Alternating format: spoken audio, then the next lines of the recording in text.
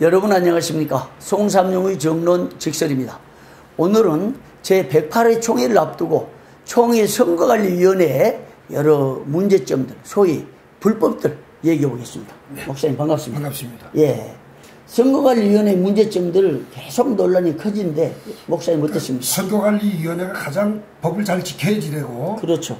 투명해야지 됩니다. 그런데 가장 이야기하고 싶은 게 해마다 반복되는 불법입니다. 이게 후보자가 확정이 돼서 그 후보의 신상과 이력이 적힌 유인물이 총대들에게 25일 전까지는 배포가 돼야 됩니다. 규정이 있는 거죠. 그게 선거관리 제27조에 후보자 공고 및 홍보 그래가지고 후보자가 확정되면 총회 개회 25일 전으로 25일 전으로입니다.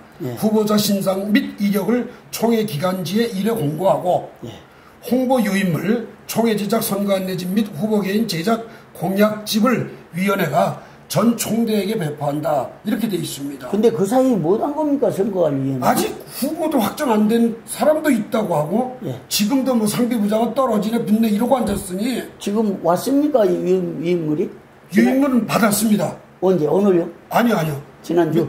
며칠 됐는데. 근데 25일 전인데 이게 완전히 위반한 거잖아요. 그렇죠. 그러니까 법을. 이게 불법입니다. 법을 하나도 안 지키면서 공명선거, 공정선거. 근데 공정선거 뭐 발대시 간다고 뭐. 그러죠. 모이고 어디서 모이고 그랬잖아요. 그럼요. 근데 이 규칙 안 지키고 어떻게 해? 제일 중요한 거 총대들이 지금 더군다나 이번에 1회 총대로 나오는 분이 539명이랍니다. 이분들이 누구랍니까? 그러면 후보에 대해서 좀 검토할 시간을 줘야 되는데. 그러면 역으로 말하면 이렇게 선거관리위원회가 선거 규정을 지키지 않아서 유인물을 제 규정대로 보내지 않음으로써 총대들의 선거권을 방해하는 거죠. 공정선거를 방해한 사람들이 선거관리위원입니다. 전원 퇴출당해야죠. 퇴출당하고 조사 처리해야겠는데. 그럼요. 근데 조사 처리 허냐 올렸다고 정치부장 자른다고 그랬잖아요. 지금 저도 올렸는데 외압이 꽤 많습니다. 이게 보통이 아닙니다. 법을 어떻게 그렇게 가장 공정해야 될 총회 임원들이 그 경험한 사람들이 있는 곳이잖아요. 자기들은 다 경험한 사람들입니다. 근데 이미. 얼마나 불법을 많이 했으면 그런 식으로 이 법도 모르고 아무것도 모르는 사람처럼 이렇게 하냐고요. 자, 두 번째는 이제 후보들에 대한 이야기를 좀 하시자고요. 그거 선거 앞두고 정말 어려운 건데 이걸 알려야 총회가 사는 겁니다. 우리가 지금 이 후보들을 실명은 거론하지 말고 예를 들어서 목사 부총회장 후보다. 그러면 목사 부총회장 후보 가운데 한 분이 참 논란이 많이 되죠. 노회에서 뭐 부총대였네. 또 뭐 금품 수수한 그 위반한 사실이 있기 때문에 4년이 안 됐네. 이런 말들이 오고 가고 있고. 그 다음 장로 부총회장 같은 경우는 우리가 한번 이야기했습니다만은 본인은 사실무근이라고 하는데도 불구하고 금품 수수에 휘말려서 강제 사퇴를 당했습니다.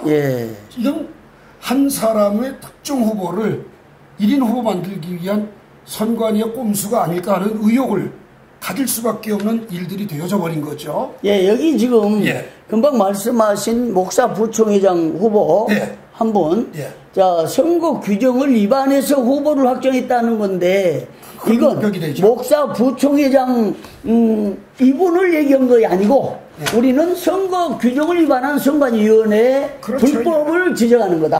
그러니까 목사 부총회장 후보로 확정해둔 분은 전에 한번 출마해서 선거 규정을 위반해가지고 탈락되기 때문에 4년 동안 총대 못 나온다는 거잖아요. 그렇죠. 그래 후보 못 된다는 거잖아요. 근데 선관위가 이걸 어기고 불법으로 후보 확정해줬다. 그래 선거관리위원회가 전원 어떻게 해야 돼요? 책임 물어야죠. 책임을 져야죠. 그러니까 자격이 안 되는데 선거 규정에 의해서 자격이 안 되는데 된 것처럼 허위로 후보를 확정해줬다. 그리고 1,000만 원을 왔다 갔다 하는데 정확한 근거도 없이 또 후보를 아웃시켰다. 본인 확인도 없이 아웃시킨 건 잘못된 거죠. 그거 기가 막힌 일 아닙니까? 그 다음에 또 다른 후보 있죠. 경우는 무슨 후보입니까? 뭐 그 부석이 후보라고. 부석이 후보. 예. 예. 지금 현재 노예가 분립 보고가 아직 안 됐거든요. 아, 선거 규정에 네.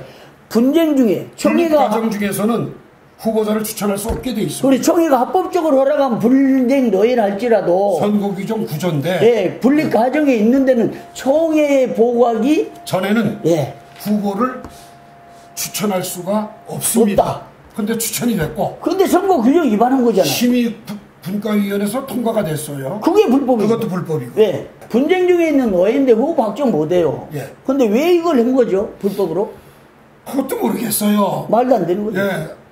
뭐 우리 총회가 말이 되는 게 어째 통과되는 적이 있나요? 뭐 말 안 되는 짓만 계속하고 있는 게 우리 총회. 그 교회 노예 관련된 사건에 의해서 총회가 재판국에서 결의가지고 이행해라 했는데 예. 이행도 안 했더라고요. 안 했고요. 예. 총회 결의 이행 안 하고 선거 규정도 있는 건데 위반하고 그런데 판결이 있음에도 후보가 된 거죠. 후보를 확정해준 선관위원회 이게 문제 많죠. 예. 그 다음에 세 번째 또 다른 불법 뭡니까? 예, 그 작년에 후보자였을 때 예.